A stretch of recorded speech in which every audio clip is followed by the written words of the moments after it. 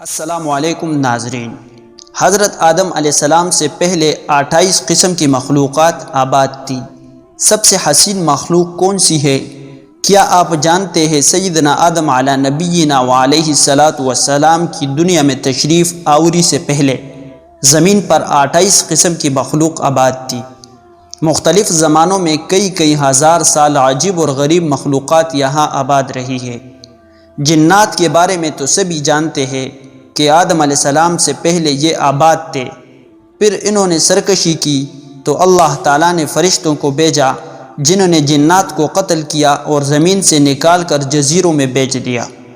مگر جنات سے پہلے 27 مخلوقات اور آباد تھی، ان میں سے بن، پھر خن، پھر من دنیا میں آباد رہے۔ علامہ ابن کثیر نے البدایہ والنہایہ میں لکھا کہ بن اور خن زمین پر رہتے تھے، وہ سرکش ہو گئی تو اللہ تعالیٰ نے جن بھیجے جنہوں نے بن اور خن کو زمین سے نکال دیا۔ یہاں یہ یاد رکھے کہ ان سب کو قتل نہیں کیا بلکہ زمین کی حدود سے نکال دیا۔ ممکن ہے وہ کسی اور زمین، کسی اور سیارے پر آباد ہو چکے ہو اور وہی خلائی مخلوق ہو۔ پھر جنات نے سرکشی کی تو فرشتوں نے ان کو قتل کیا، اور جس کے لیے زمین کی تخلیق کی گئی یعنی حضرت انسان، وہ پیدا کیا گیا۔ علامہ مسعودی نے لکھا کہ انسان سے پہلے 28 قسم کی مخلوقات زمین پر آباد تھی، اور علامہ شہاب الدین الشبیہی نے بھی المستطرف میں لکھا کہ 28 قسم کی مخلوق آباد تھی، اور ان میں سے کچھ پروں والی مخلوق تھی جن کی زبان بجنے جیسی تھی، کچھ کے 2 جسم ایک سر تھا، ایک جسم شیر کا اور ایک پرندے سا، اور ان پر بال اور ناخن ہوتے، کچھ کے 2 سر، ایک آگے کی جانب اور دوسرا پیچھے کی جانب ہوتا تھا، کچھ نصف انسان جیسے تھے اور ان کی کئی ٹانگیں تھیں، کچھ کا منہ انسان سا اور پیٹھ کچھوے جیسی اور سر میں سینگ ہوتے تھے، کچھ کے سفید بال اور گائے جیسی دم ہوتی تھی، کچھ کے ناخن خنجروں کی طرح اور لمبے لمبے کان ہوا کرتے تھے۔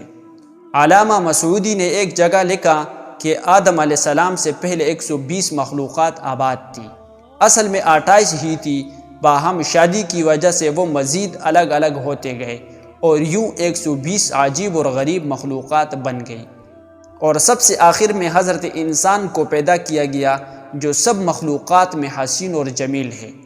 اللہ رب العزت نے فرمایا لَقَدْ خَلَقْنَا الْإِنسَانَ فِي أَحْسَنِ تَقْوِيمٍ، ہم نے انسان کو سب سے اچھی صورت میں پیدا کیا، اور حدیث پاک میں ہے کہ ان اللہ خلق آدم علی صورتہ، اللہ رب العزت نے آدم علیہ السلام کو اپنی پسندیدہ ترین صورت پر پیدا کیا۔